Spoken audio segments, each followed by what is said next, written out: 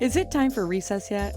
I'm so glad you found time to join us here on the Childcare Director's Chair, where Erica Saccoccio shares her best practices that she's refined through her passion of directing childcare centers over the last 23 years. From parenting interaction, systems to save you time, money, and stress, to profitability. She shares it all from the Childcare Director's Chair.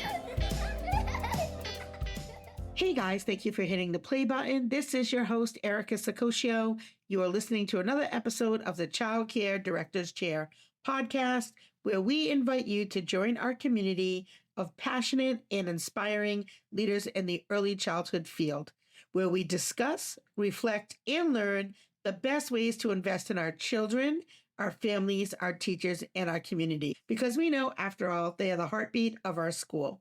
I am so excited today, but before I tell you who my guest is, because we're going to spill the tea today, I have to say lots of love to Oregon, Michigan, Wisconsin, Texas, Massachusetts, Ohio, New Jersey, Georgia, Maine, and my home state, Rhode Island. Thank you guys so much. You guys tune in literally every day, just hundreds and hundreds and hundreds of downloads.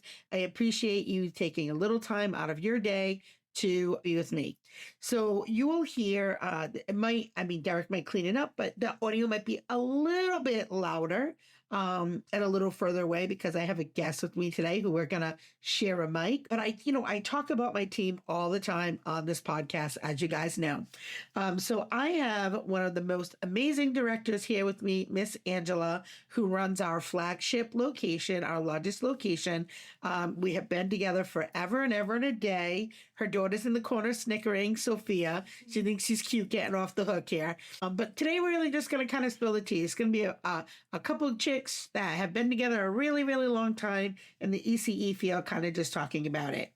The reason that I asked Ange to come on today is we're going to talk about being an inspiring leader and having team motivation. And Angela has the biggest heart out of anybody that works here. She is the sweetest, right? So I thought I would ask her some questions that she can maybe share with some of you who've been in the field for a while. Maybe you're feeling like a little like, blah, because that can happen to the best of us. Or maybe you're new and you're like, I have a different vibe than the previous director. Maybe the other director was a little more, maybe a little bit more of an authoritative type of director. And maybe you're a little more heart-centric. So if you are, this episode is for you. So Angela, you ready? Yes. Yes, that's my girl. Let me ask you, what does it mean to you to be a leader with a big heart in the childcare industry? And how does this philosophy help guide your approach to leadership? I would say being a leader with a big heart and making sure all needs are met is important to me because I obviously have a child and I would want her experience to be nothing but the best experience. So I kind of lead in that kind of way as far as taking care of our families and the children and the staff. Okay. And so when you selected a place to work, did you align those? Seemed like those are just your basic principles. Yes. Yeah. So how long have you been here? 13 years. 13 years. So that, folks, right there tells you why it's so important to get the right people on your team who have the same vision and mission that you have and the same values, because if not, they're not going to stay. And that's okay because we all have different values and philosophies and teaching styles, but finding the right fit for them and for you is so, so important. Can you share some examples of how your compassionate leadership style has positively impacted your team members and the children in your care? I think that the team members see how dedicated and passionate I am about it, and they hopefully would want to follow suit. Leading by example? Well, yeah. I mean, it's very important to show them how it needs to be done and how you want it to be done. So if you lead them in the right direction, hopefully they follow suit. Yeah. Talk to me a little bit about where your compassionate leadership style came from, because not everybody has that same type of style. Where do you think that came from? Probably came from maybe being in the wrong place for a long time and then meeting you and working for your company just kind of sold me. Aw. Well, thank you. Welcome. How do you prioritize empathy and understanding in your interactions with both your team and the families you serve? Well, the families, they come first.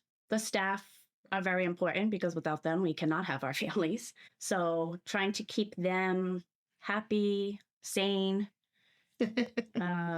just meeting their basic needs on a daily basis is just really important.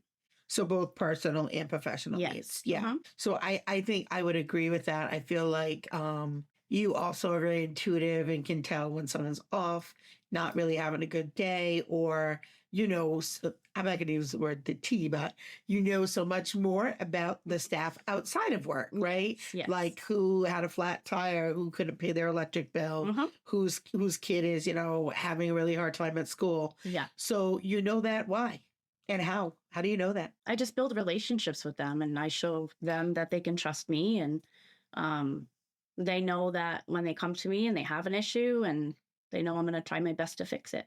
What would you say would be ways that, like, let's say, like, because as we talked before, like, people can get in a rut, and if you're the leader and you're in a rut, like, the rest of the team gets in a rut. So, what do you do? Like, how do you check yourself and say, okay, I'm not having the best day, or I've not had the best week? Like, how do you keep morale around you? How do you keep everybody up? Or Well, I check in with Erica on a day-to-day basis because Erica is my person. So when I'm not sure what to do, I go to you for advice. And I just try to step back and realize that these people are humans, just like me. And we all have days where they're not the greatest, but we still put a smile on our face because it's about the children and not about us. yeah. I think that you also are really good at like being aware when you're like, oh, I'm not really feeling it today. Yeah. So so you kind of check in with yourself and you're like, all right, I gotta get it together, right? Yes. And but we all have those days, right? We all have those days, including me. I have them too. Sometimes I'm like, the other day I was like, my Arizona wore off, but only for a moment. Only for a moment. I pull myself back. But I think, going back to empathy, I think just putting yourself in the shoes of your employees, I think is really important in terms of empathy. In terms of being inspiring, I think just sharing the best of what you know, either through what you've learned or your personal experiences, or just intentionally trying to make people feel good, right? Because I think it really comes to feelings, right? I think it really, at the end of the day, people, like they say, people won't remember what you said, but they always remember how you made them feel. Right. And I think that you're very in tune to that. And I certainly try to be as well. But I think that is probably some of what makes us similar in our leadership style. As a leader with a big heart, how do you support and advocate for the well-being of your team members and ensure that they feel valued and appreciated? I try to face-to-face kind of let them know, like, hey, I see you. I see you're working hard and your boards look great. The classroom's clean. The children are happy. So I think that coming straight from your leader is extremely important. Yeah. Because, we get so caught up in the day-to-day that we forget. Yeah, I totally agree with that. I think the other thing too is when you take that time to spend with them, like you said, it builds that relationship, but I also think it makes them want to work harder for you, right? They want, harder is probably not the right word, but it makes them more invested, makes them be like, wow, like my what I do here matters and it's making an impact. Right. And sometimes it's the work part and sometimes it's the personal part. I'll share, I won't say any names, but there's a teacher in our school who has a child who's young and the child's like 3 and the child was being 3 and it's hard to work in the same building with your kid. And I looked at the parent and said, you do know she's only 3, right? Right. Right. But, and then the next day she's like, oh my God, thank you. Like, I really just needed to hear that. So, a lot of folks listen to this show and they look for like little nuggets and things. We all know that building strong relationships is important. How do you foster a sense of connection and trust with your team members? I don't know. I mean, I just do it. I feel like I just do it.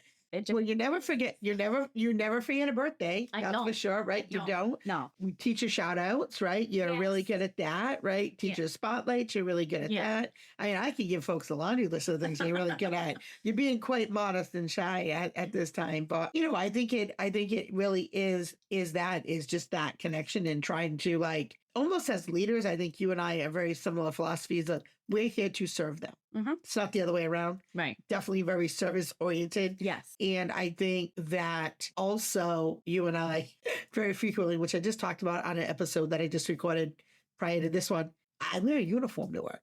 Most childcare owners they're not wearing a uniform. Most, I'm not gonna say all, but most, right? You could find me in a classroom any given day. You could find me taking out the trash any given day or doing a bulletin board, right? Not typical, but intentional. Of course. Because I want to lead by example. I want to lead by example and then also I think it gives that feeling of inclusion. Yeah. Like, and for me to understand, because again, putting my feet into their shoes of what it's like to be in their room, in their classroom, have their job, Right. It's a good way to stay grounded.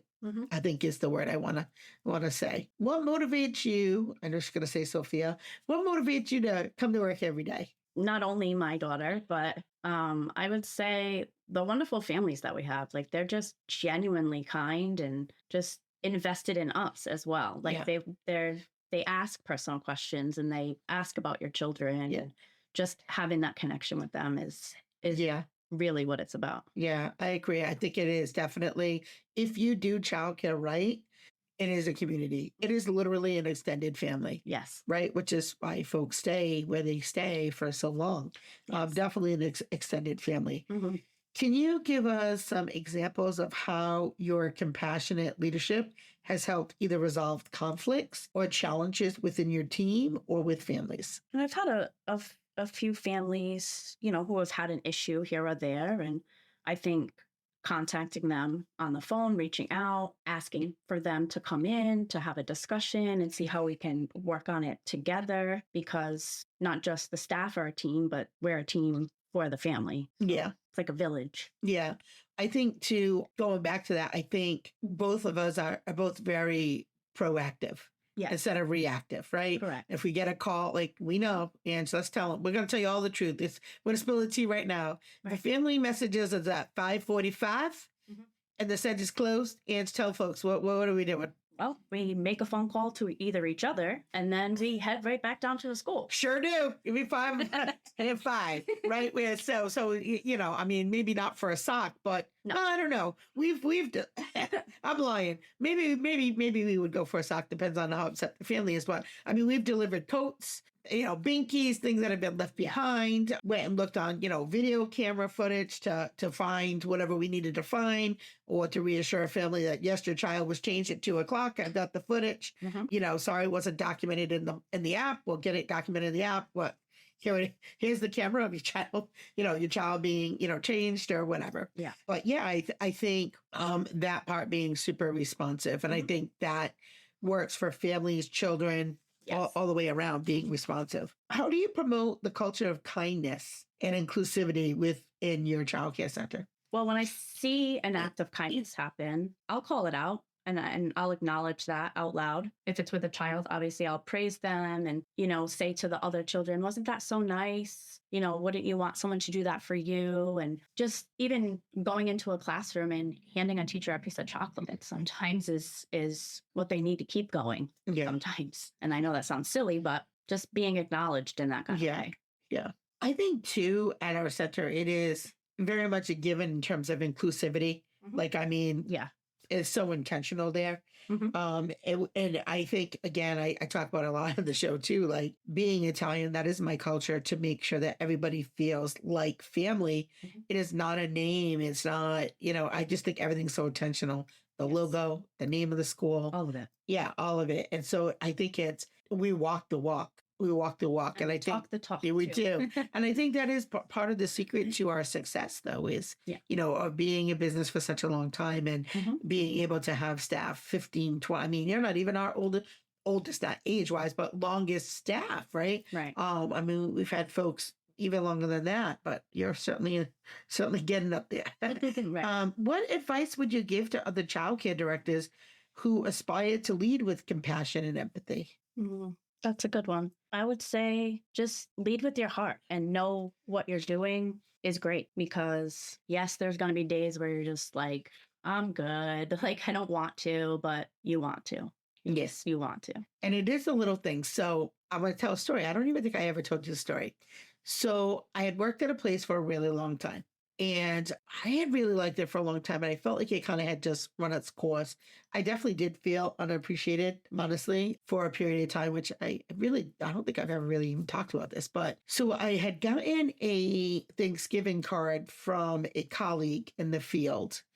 And it had like a $10 gift card in it, literally a $10 Dunkin' Donut gift card. And this person had been asking me for a long time to come work with her. She was starting up a therapeutic childcare program. Yeah. And it literally was that stupid $10 gift card in that card that made me jump ship, that made me say, you know what, I'm going to go. Yeah. And this is before I opened up my own center. But it just, I just had gotten to a place where I felt the professional growth wasn't there for me any longer. Right. And I would hardly ever see my boss. It would be like, and she was nice. It wasn't, she wasn't disrespectful, whatever, but she had checked out.